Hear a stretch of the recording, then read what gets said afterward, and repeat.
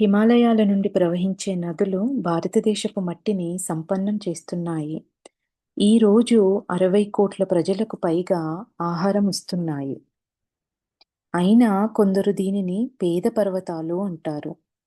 హిమాలయాలు తక్కువ లవణ నిక్షేపాలు కలిగియుండి ఆర్థికంగా ఆశాభంగం కలిగిస్తున్నాయని, పెద్ద ఎత్తున ఆర్థిక ఉద్యమాలు చేయడానికి అనువుగా లేవని రచయితలు చెప్పవచ్చును. నేను వారితో ఏకీభవిస్తున్నాను. ఈ పర్వతాలు ఆర్థిక పరంగా సంపన్నమైనవి కావు. అవి ఆధ్యాత్మిక పర్వతాలు. పరిత్యాగులై పరిత్యాగులకై సిద్ధపరచబడినవి. కానీ భౌతిక సంపదల కొరకు కాదు. ఇవి ఆధ్యాత్మిక పర్వతాలు. ఇవి పరిత్యాగులకై సిద్ధపరచబడినవి. కానీ భౌతిక సంపదల కొరకు కాదు. హిమాలయ సంపదలకు ఆర్థిక దృక్పథంతో వెలికితీయడానికి ప్రయత్నించిన వారు భంగపడ్డారు. ఈ పర్వతాలు యోగులకి ఆహ్, ఎవరైతే సాధన కోసమో పరితపించే వాళ్ళ కోసం మాత్రమే ఈ పర్వతాలున్నాయి. ఇవి వీటిని భౌతికమైన కోరికల కోసము, సంపదలు సంపాదించుకోవడం ఉద్దేశంతో ఇక్కడ ఏదైనా వ్యాపార దృక్పథంతో వచ్చిన వాళ్ళకి వాళ్ళ ఆశలేవి ఇప్పటివరకు నెరవేరలేదు అని జెప్తున్నారు. ప్రతి ఒక్కరు ఆ ఉద్దేశంతో వచ్చిన వాళ్ళందరూ భంగపడి వెళ్లారు అంటున్నారు. భవిష్యత్తులో ఇలాంటి సాహస కృత్యాలు తలపెట్టేవారు అదే విధంగా ఆశాభంగం పడక తప్పదు. మొత్తం భవిష్యత్తులో గూడా ఎవరైనా ఇట్లా డబ్బు సంపాదించుకోవచ్చు, వ్యాపారాలు జేసుకోవచ్చు అని జెప్పేసి హిమాలయాలకెళ్తే మాత్రము వాళ్ళకి వాళ్ళ ప్రయత్నాలు సఫలమవ్వవు అని జెప్తున్నారు. అదే విధంగా ఆశాభంగం పడక తప్పదు. మొత్తం భారతదేశానికి త్రాగునీటికి, సాగునీటికి హిమాలయములే జలాశయమైనప్పటికీ, ఈ హిమాలయ గ్రామాలు ఆధునిక విద్య, సాంకేతిక విద్య రంగాలలో తమ వాటాను అందుకోలేదు. ఈ ముఖ్యమైన వనరుల పట్ల అధిక ప్రాధాన్యత చూపకుండా భారతీయ ప్రణాళికావేత్తలు తెలివి తక్కువతనం చూపారు. ఏమైనప్పటికీ హిమాలయ వాసులు ఎలాగా ఉన్న పరిస్థితులు అలాగూనే మిగిలి ఉండటాన్ని అభిలషిస్తారు. హిమాలయ వాసులు ఎలాగున్న పరిస్థితులు అలాగునే మిగిలి ఉండటాన్ని అభిలషిస్తారు. దోపిడీ లేకుండా మమ్మల్ని ఒంటరిగా వదిలేయండి. దూరం నుండి మా పట్ల కృతజ్ఞతా గౌరవం చూపండి అనే మాటలు అనేక హిమాలయ గ్రామీణుల నుండి వింటుంటాను. స్వామి రామవారు చెప్తున్నారు. ఆ గ్రామాలలో ఉన్నవాళ్ళు ఎప్పుడు మమ్మల్ని ఇట్లా ఒంటరిగా వదిలేయండి. మమ్మల్ని దోచుకునే ప్రయత్నాలు చేయకండి. మా పట్ల కృతజ్ఞత, గౌరవాన్ని చూపించండి. మాకది సరిపోతుంది అని ఆ గ్రామీణ ప్రాంతాల వాళ్ళు అక్కడ ఇక్కడ అనడం విన్నాను అంటున్నారు. బార్లీ, గోధుమ, లెంటిల్స్ పండించుతున్న ప్రక్కనే గల చిన్న ఎత్తైన చదును క్షేత్రాలపై ఆ గ్రామాల ఆర్థిక వ్యవస్థ ఆధారపడి ఉంది. వాటి పశుసంపదలో గేదెలు, గొర్రెలు, ఆవులు, ఎద్దులు, గుర్రపు పిల్లలు చేర్చబడి ఉన్నాయి. పంజాబ్, కాశ్మీర్ హిమాలయాలలో, కుమయూన్, గర్వాల్ హిమాలయాలలో, నేపాల్, సిక్కిం హిమాలయాలలో నివసించే గ్రామీణులు ఎన్నో సామాన్య లక్షణాలు కలిగియున్నారు. వారు పేదవారు అయిన నిజాయితీ పరులు. ఈ ప్రాంతాలలో నివసించే ఈ ఈ హిమాలయాలలో ఉన్న చుట్టుపక్కల ఈ ప్రాంతాలలో నివసించే వాళ్ళంతా గ్రామీణులు. వాళ్ళు పేదవాళ్ళైనప్పటికీ కూడా నిజాయితీ పరులు అంటున్నారు. వారు దొంగతనాలు చేయరు, తగువులాడుకోరు. పర్వతాలపైన ఉన్న గ్రామాలలో వారి ఇళ్లకు ఒక్కరు కూడా కనీసం తాళమైనా వేయరు. తాళాలు అవసరం వారికి లేనే లేదు. అక్కడ యాత్రా స్థలాలు ఉన్నాయి. మీరు పర్వతాలపై ఉన్న ఆలయాలకు వెళ్తూ దారిలో డబ్బు సంచి పడవేస్తే వారాలు గడిచిన తర్వాత మీరు తిరిగి వచ్చినా అది ఇంకా అక్కడే ఉంటుంది. ఎవ్వరూ దాన్ని ముట్టుకోరు. అనుమతి లేకుండా ఇతరుల వస్తువులను తాకడం అమర్యాద అని వారు భావిస్తారు. చూడండి ఫ్రెండ్స్, వాళ్ళు ఒక గ్రామీణ ప్రాంతాలలో నివసించే ఒక సామాన్య ప్రజలు. వాళ్ళకి కనీసము వేరే వాళ్ళ సంపద పట్ల ఎట్లాంటి ఆశ, ఎట్లాంటి కోరిక గూడా లేదు. అక్కడ ఒక డబ్బు సంచి పడేసినా కూడా కొన్ని వారాల తర్వాత గూడా దాన్నెవరు టచ్ చెయ్యరు. అంత నిజాయితీగా ఉంటారు. ఎవరు ఇళ్ళకు తాళాలు వేసుకోరు. దొంగతనాలనేవి ఉండవు. ఆ ప్రాంతాలలో ఉండే మనుషులందరూ అట్లా ఉంటారు అంటున్నారు స్వామి రామవారు. ఇతరుల వస్తువులు మాకెందుకని వారు అడుగుతారు. వారి అవసరాలు కొద్దివి కనుక వారికి దురాశ లేదు. భౌతిక సంపదల పిచ్చి వారికి లేదు.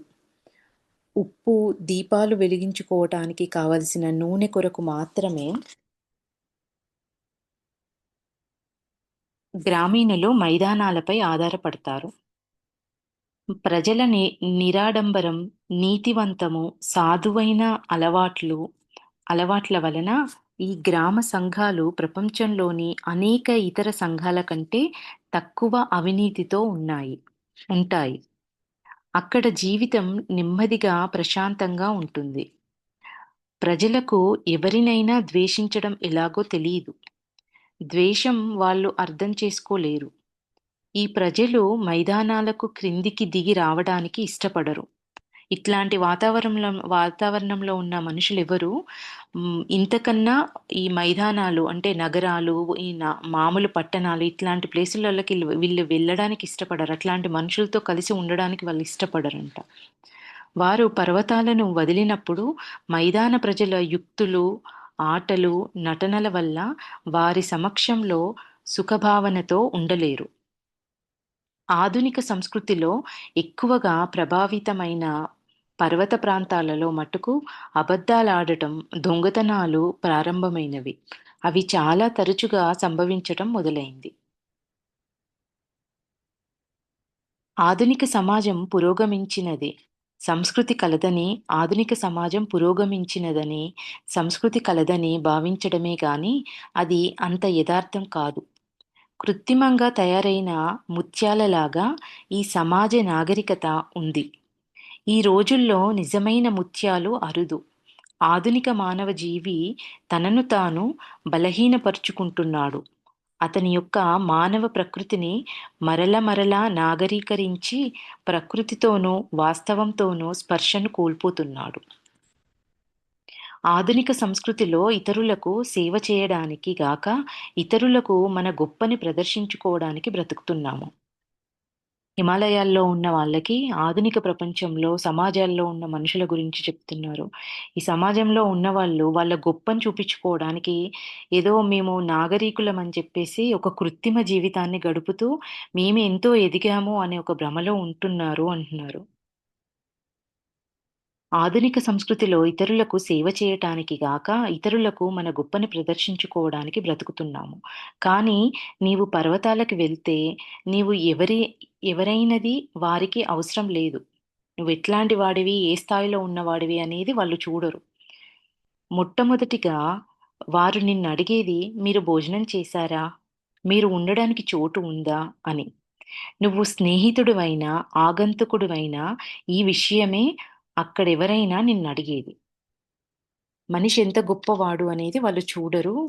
వాళ్ళు నీకుండడానికి చోటుందా? నువ్వు భోజనం చేశావా? ఇవి మాత్రమే అడిగేవి అంటున్నారు. ఇప్పటికి ఫ్రెండ్స్ హిమాలయాల్లో నేను విన్నాను. ఇప్పటికీ అక్కడ పవర్ లేకుండా ఉండే గ్రామాలెన్నో ఉంటాయంట. వాళ్ళిప్పటికీ ప్రకృతితో అనుసంధానమయ్యి సూర్యోదయానికి లేవడం, సూర్యాస్తమయంలోపే పడుకోవడము, అసలొక పవరు, ఇంటర్నెట్‌లు ఏమీ లేకుండా అంత ప్రశాంతమైన ప్రకృతితో ఏకమై బ్రతుకుతారు అని విన్నాను.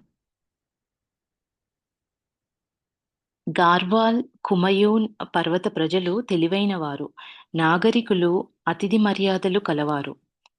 కంగ్రా లోయ కళ, గర్వాల్ కళ వాటి అసమానమైన కలం.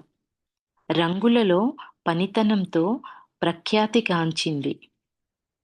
భారతదేశంలో అనేక ఇతర భాగాలలో కంటే ఈ పర్వత సమాజాలు కొన్నింటిలో విద్య చక్కగా ఉంది. విభిన్న సమాజాల మత గురువులు తాంత్రిజం కలిగిన జ్యోతిష్యాన్ని బాగా ఎరుగుదురు. కొన్ని సమయాలలో మైదాన ప్రాంతాల నుంచి వచ్చే ప్రయాణికులను ఇది ఆశ్చర్యపరుస్తుంది. ఈ ప్రజలు ప్రకృతికి సన్నిహితంగా, నిరాడంబరంగా జీవితాన్ని గడుపుతారు.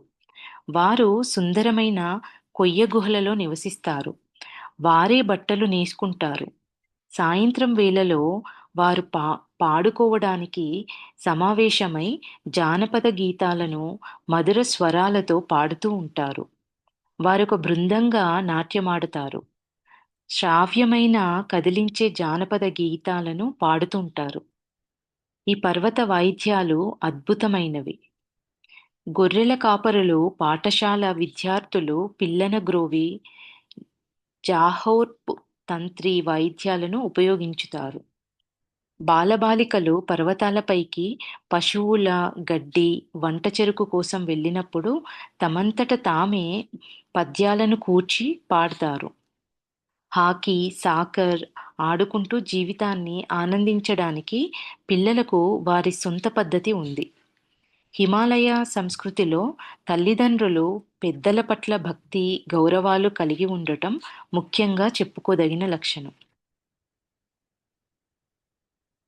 4000 నుండి 6000 అడుగుల ఎత్తుగా పెరిగే చెట్లలో అనేక రకాల ఓక్, పైన్, దేవదారు చెట్లు ఎక్కువగా ఉన్నాయి. ఎత్తైన పర్వతాలలో భోజపత్ర పెరుగుతాయి. ఆ చెట్టు బెరడు కాగితం వలె ఉపయోగపడుతుంది. వీటిని గ్రామస్తులు తమ అనుభవాలను, ఆరాధనా విధానాలను, మూలికలు వాడే విధానాలను నమోదు చేసుకోవడానికి ఉపయోగిస్తారు. నిత్య జీవితంలో అనేక ప్రయోజనాలకు ఉపయోగపడే మూలికల గురించి ప్రతి గ్రామస్తుడు కొంతైనా ఎరుగును. భారత సైనిక దళానికి దృఢమైన ఆరోగ్యవంతులైన సైనికులను అందిస్తున్న ఖ్యాతి కాశ్మీర్ నుండి పంజాబ్, నేపాల్, సిక్కింలలోని అన్ని గ్రామాలకు ఉంది. ఈ గ్రామాలలో వాళ్ళు భారత సైనిక దళానికి కూడా ఇందులో ఈ గ్రామాలలో ఉన్న వాళ్ళు చాలా మంది వెళ్తారు అంటున్నారు.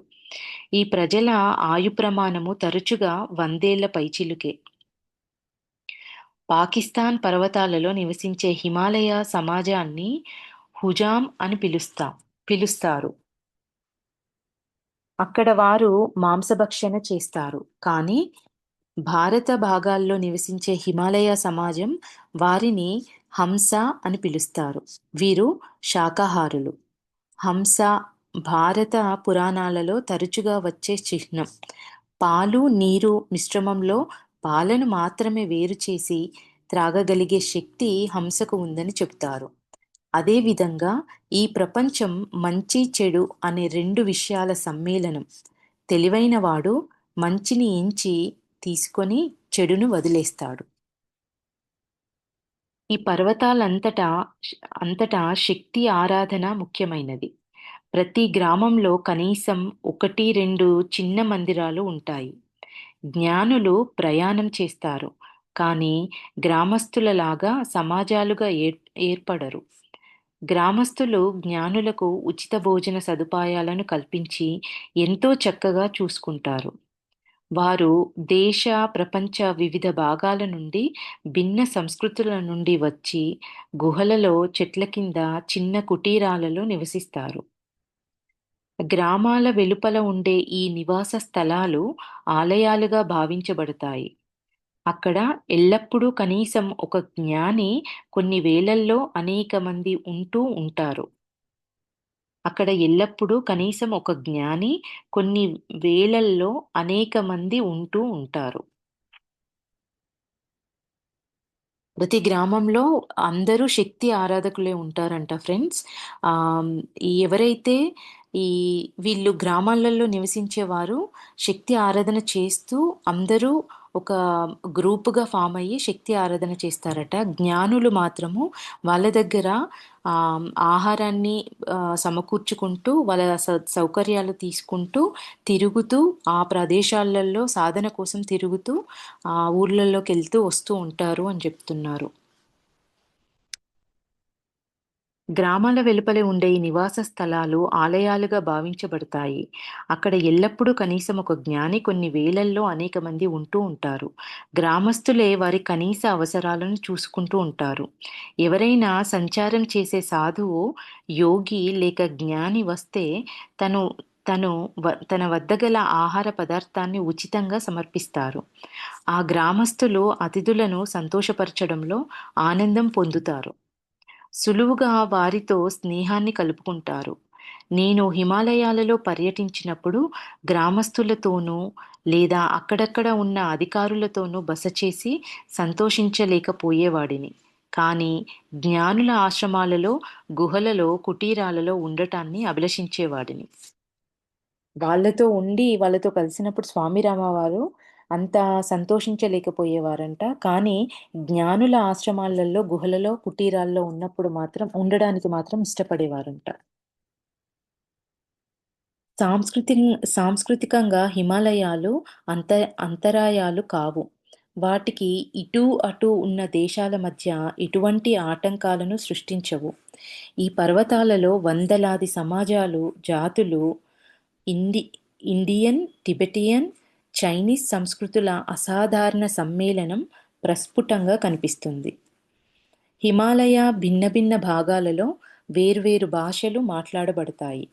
నేను ఒకసారి నేపాలీ, గర్వాలీ, కుమయూని కుమయూని, పంజాబీ, కొంత టిబెటన్ భాషలను మాట్లాడగలుగుదును. కానీ నేను కాశ్మీర్ భాషను ఎన్నడూ నేర్వలేదు. ఈ పర్వత భాషలు తెలిసి ఉండటం స్థానికంగా ఉన్న ఆధ్యాత్మిక నాయకులతో, మూలికా వైద్యులతో సంభాషించడానికి నాకు తోడ్పడ్డాయి. స్వామి రమవారు లోకల్‌లో వాళ్ళు మాట్లాడే భాషలన్నిటిని నేపాలీ, గర్వాలీ, కుమయూన్, పంజాబీ, కొంత టిబెటిన్ భాషలను కూడా మాట్లాడగలుగుతారంట ఫ్రెండ్స్. కాశ్మీర్ భాషను మాత్రం మాట్లాడడం కష్టము అని చెప్తున్నారు ఇందులో. హిమాలయాలలో ప్రయాణించటానికి జులై అనువైన మాసం. అప్పుడు పెద్ద మంచు గడ్డలు కరుగుతూ ఉంటాయి. అంతటా వేలాది ప్రవాహాలు పరుగులిడుతూ ఉంటాయి. అంత ఇబ్బంది కలిగించే చలి ఉండదు. మంచుగడ్డలు, హిమపాతాలు, జారిపడే కొండచర్యల ప్రకృతిని తెలిసిన వారు జాగ్రత్తగా ఉంటే సుఖంగా ప్రయాణించవచ్చు. హిమాలయ పర్వతాల ప్రమాదాలు ఇప్పుడు ఒకేలా ఉన్నాయి. హిమపాతాలు, వేగంగా పరుగులిడే ప్రవాహాలు, నదులు, వ్రేలాడే ఎత్తైన నిటారు కొండబండలు, మంచుతో కప్పబడిన ఎత్తైన శిఖరాలు ఏ ప్రయాణికుని కోసం తమ మార్గాన్ని మార్చుకోవు.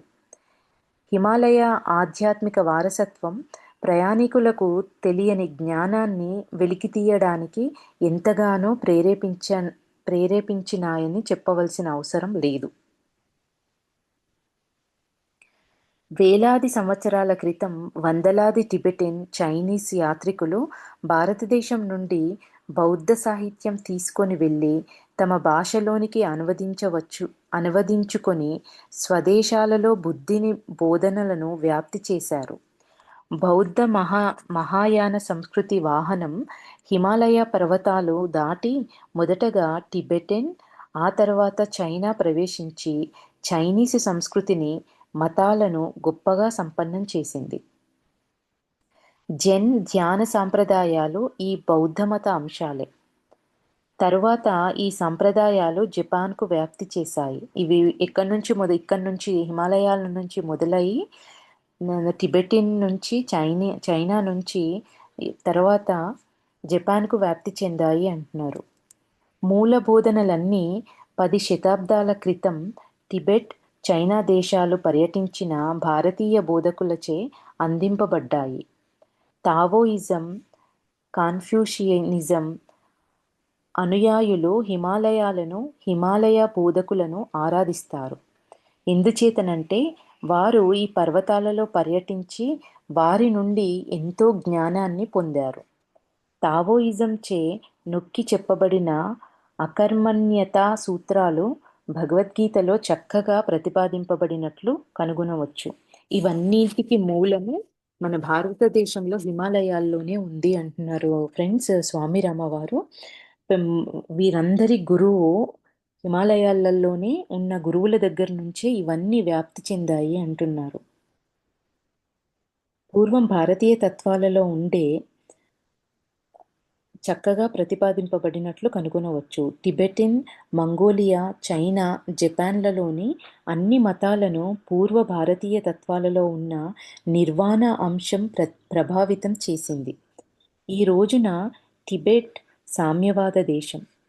అక్కడ అక్కడి పురాతన జ్ఞానము, దానిపై ఆధారపడిన సంస్కృతి అదృశ్యమైపోయినాయి.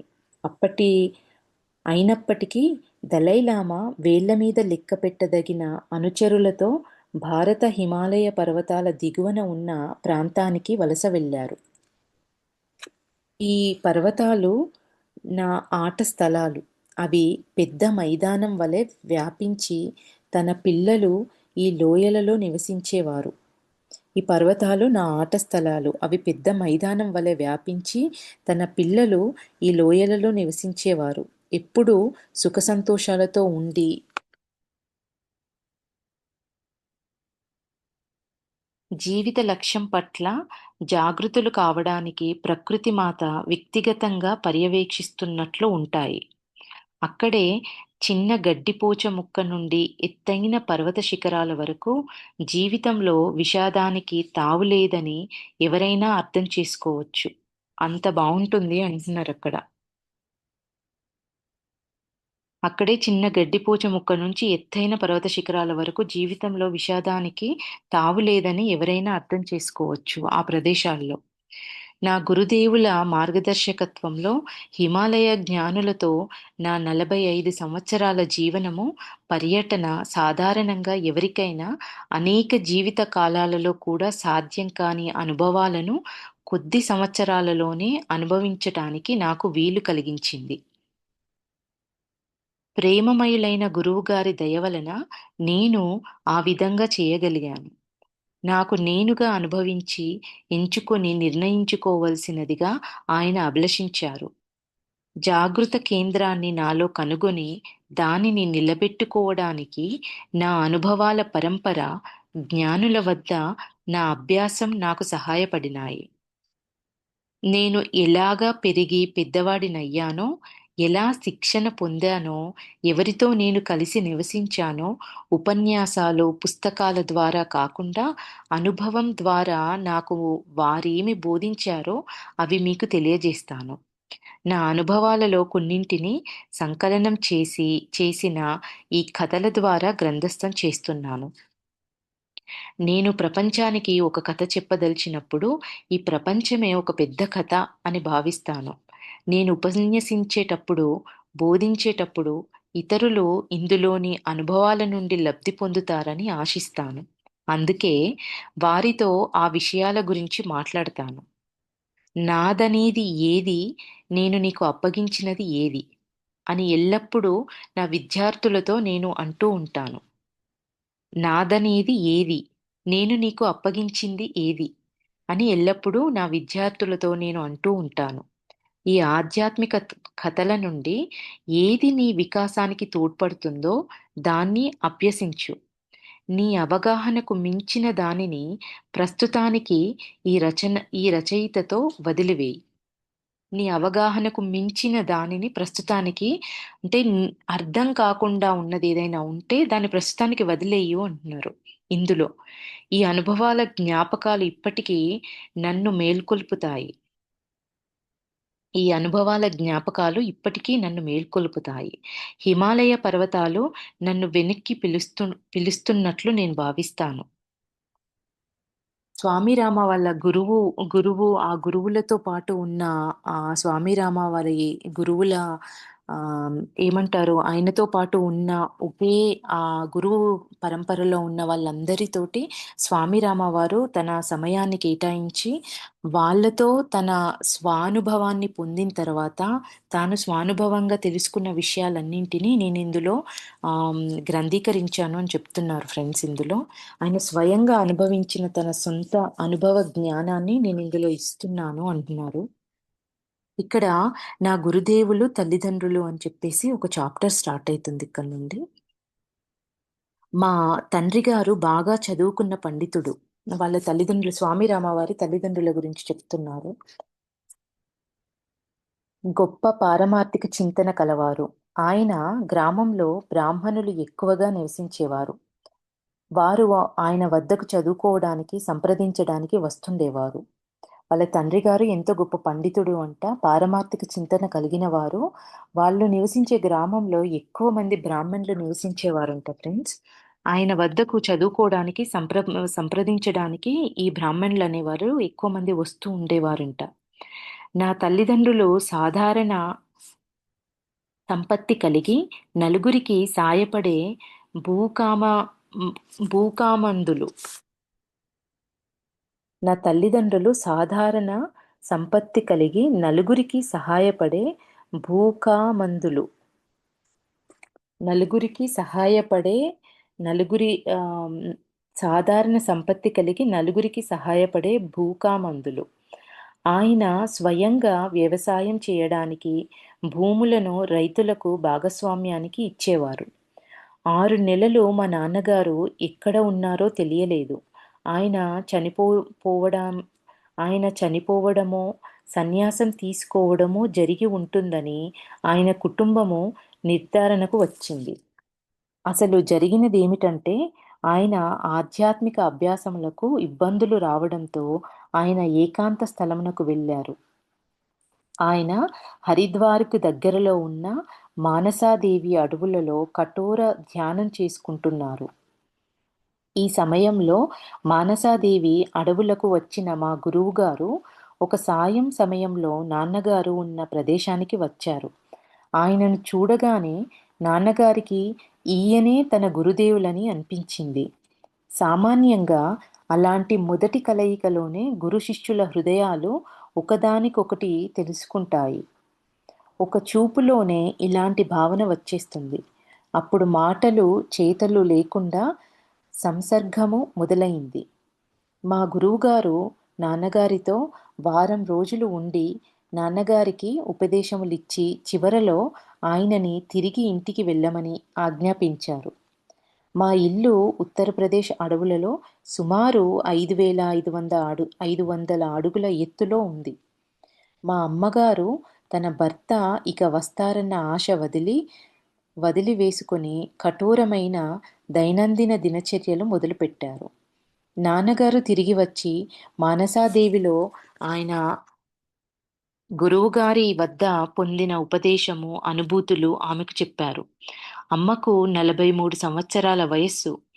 తనకు 60 సంవత్సరాల వయసున్నను తమకు పుత్ర సంతానం కలిగి తనను అనుసరిస్తాడని గురువుగారు చెప్పారని ఆయన అమ్మకు తెలిపారు. అది జరిగిన 2 సంవత్సరముల తరువాత హిమాలయముల నుండి మా గురువుగారు నా తల్లిదండ్రులు గ్రామానికి వచ్చి వారి ఇంటికి వెళ్లారు.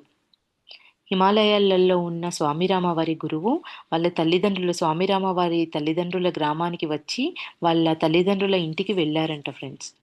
ఆ సమయంలో నాన్నగారు భోజనం చేస్తుండడంతో అమ్మ ఆయనకు తలుపు తీసింది. ఆయనెవరో తెలియక నాన్నగారు భోజనం చేస్తున్నారు, తను వడ్డనలో ఉంది. దయచేసి కూర్చోండి అని ఆమె ఆయనను కోరింది.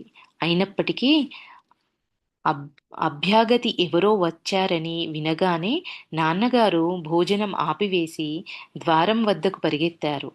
నేను భోజనానికి గాని, నీ ఆతిథ్యానికి గాని రాలేదు. నువ్వు నాకొక్కటి ఇవ్వాలి అని గురువుగారు అన్నారు. నాకున్నదంతా మీదే అని నాన్నగారు జవాబు చెప్పారు. నీ కొడుకు నాకు కావాలి అని గురువుగారు అన్నారు.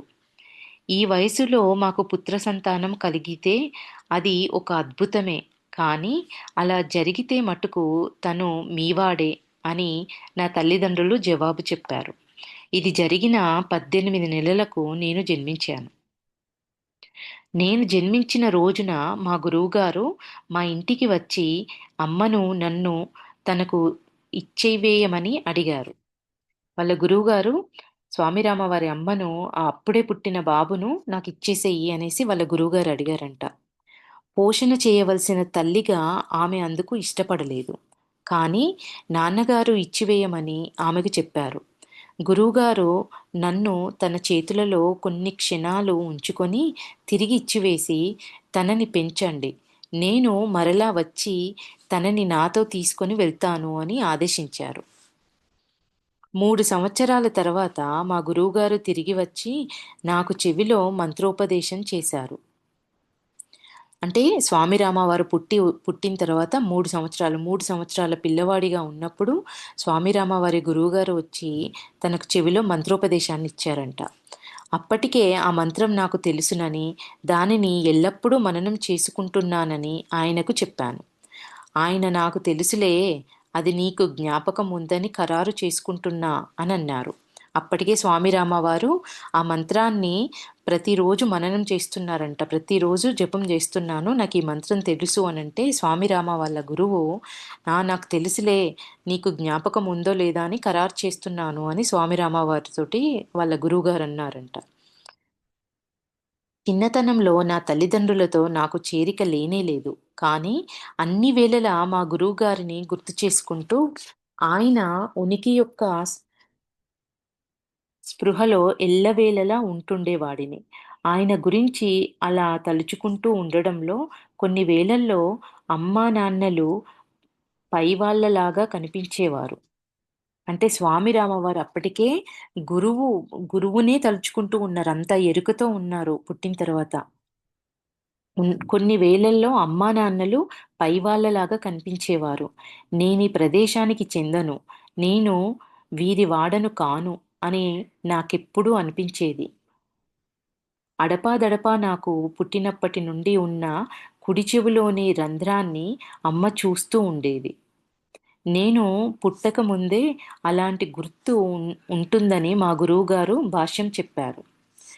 "నువ్వు ఎప్పుడో ఒకప్పుడు మమ్మల్ని వదిలివేసి వెళ్ళిపోతావు" అని అమ్మ అప్పుడప్పుడు రోదిస్తూ అంటుండేది. మా తల్లిదండ్రులు నేను ప్రేమించిన ఆ రోజు కొరకు నేను ఎదురుచూస్తూ ఉండేవాడిని.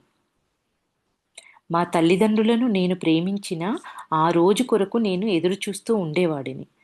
స్వామి రామవారు కూడా ఎప్పుడూ వాళ్ళ గురువొచ్చి తీసుకెళ్తారా అని వాళ్ళ తల్లిదండ్రులను ప్రేమించినప్పటికీ, వాళ్ళ గురువు ఎప్పుడొచ్చి తీసుకెళ్తారా అని ఎదురుచూస్తూ ఉండేవారంట. నా క్రిత జన్మలో అసంపూర్ణమైన పనిని ఈ జన్మలో నేను పూర్తి చెయ్యాలి అన్న విషయం చిన్నప్పటి నుండే నాకు గుర్తుంది. ఆయన జన్మ ప్రణాళిక ఏంటి అనేది పుట్టినప్పటి నుంచి ఆయనకు గుర్తుందంట ఫ్రెండ్స్. చిన్న కుర్రవానిగా నా గత జీవిత విషయాలు నాకు చక్కగా జ్ఞాపకం ఉన్నాయి. నా కలలో మా గురువుగారు మరలా మరలా గుర్తుకు వస్తూ నాకు ప్రతి రాత్రి తెలివి వచ్చేది. దానితో నా తల్లిదండ్రులు బెంగపడి పురోహితులను, వైద్యులను, జ్యోతిష్యులను నాకు ఏమైందో తెలుసుకోవడానికి సంప్రదించేవారు. కానీ దూత ద్వారా నాకేమీ అవ్వలేదని, విచారించవలసిన అవసరం లేదని మా గురువుగారు వారికి కబురు పంపేవారు. మా ఊరిలో ఉన్న ఇద్దరు ముసలి వితంతువులతో కూర్చొని నా భవిష్యత్తులో చెయ్యబోయే వాటి గురించి మాట్లాడుతూ ఉండేవాడిని. వారిద్దరూ పరమ దైవభక్తులు. వాళ్ళు నన్ను కాలేజీ చదువులకు వెళ్ళమని సలహా ఇస్తూ ఉండేవారు. వాళ్ళు నన్ను ఒప్పించగలిగేరు కూడా. వాళ్ళు నన్ను ఒప్పించగలిగారు కూడా.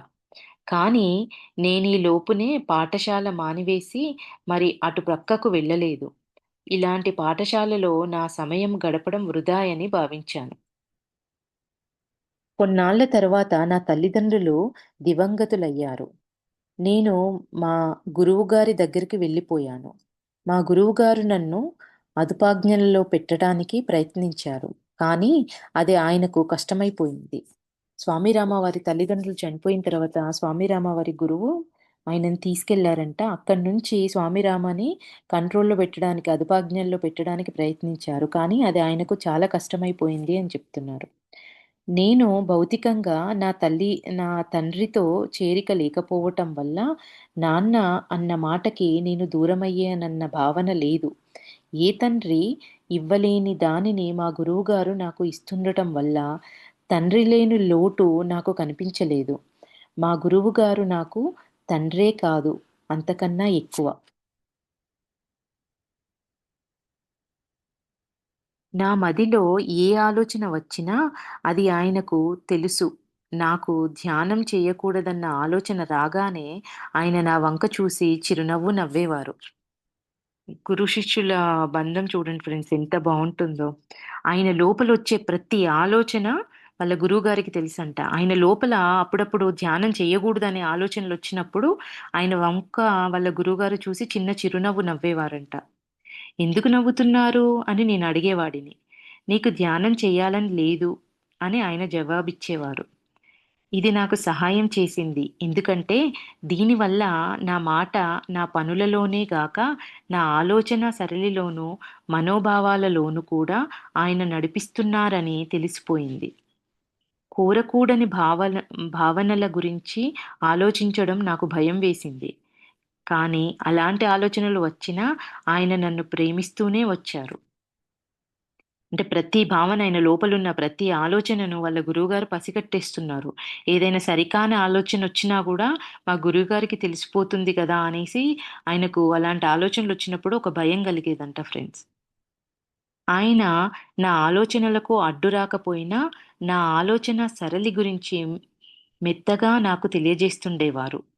శిష్యుడిని గురువు ఎల్లప్పుడూ ప్రేమిస్తూనే ఉంటారు. శిష్యుడు ఎంత చెడ్డవాడైనా సరే, నిజమైన గురువు శిష్యుడిని ఎప్పుడూ తప్పు పట్టరు.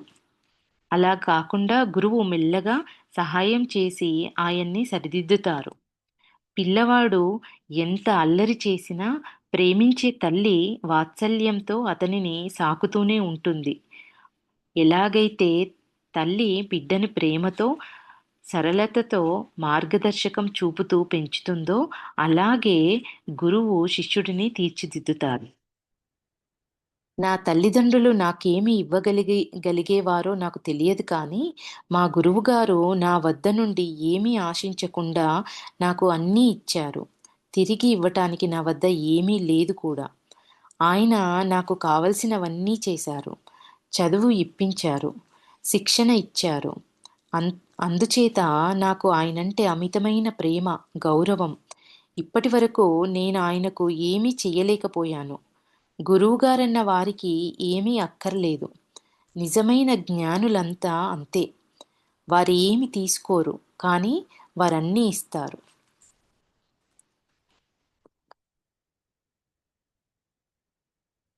సంపూర్ణ నిస్వార్థపరుడు తండ్రి తన బిడ్డను ప్రేమించే కన్నా శిష్యులను ప్రేమించే వ్యక్తి నిజమైన గురువు. సంపూర్ణ నిస్వార్థపరుడు తండ్రి తన బిడ్డను ప్రేమించే కన్నా శిష్యులను ప్రేమించే వ్యక్తి నిజమైన గురువు. సామాన్యంగా తండ్రి బిడ్డకి జీవితంలో బ్రతకగలిగే సాధనలు అందజేస్తాడు. బిడ్డ పెరగడానికి సహాయపడతాడు. ప్రపంచంలో జీవించటానికి శిక్షణనిస్తాడు. కానీ తండ్రి గాని, ఇతరులెవ్వరైనా గాని ఇవ్వలేనిది ఆధ్యాత్మికతను బోధించే తండ్రి నిస్వార్థంతో ఇస్తాడు. ఆధ్యాత్మికతను బోధించే తండ్రి నిస్వార్థంతో ఇస్తాడు. ఇక్కడ ఏమంటున్నారు? ఆధ్యాత్మికతను బోధించే తండ్రి అంటే గురువు. నిస్వార్థంతో ఇస్తారు అంటున్నారు. తండ్రి ఒక భౌతికపరమైనంగా బ్రతకడానికి కావలసిన జ్ఞానాన్ని ఇస్తారు. కానీ ఆధ్యాత్మికమైన తండ్రి ఏమి కోరకుండా, ఏది ఆశించకుండా అన్నీ ఆధ్యాత్మిక జ్ఞానాన్నంతా ఇస్తారు అంటున్నారు. ఆధ్యాత్మిక సాంప్రదాయంలో తప్ప ఇటువంటి ఉదాహరణను నేనెక్కడా చూడలేదు.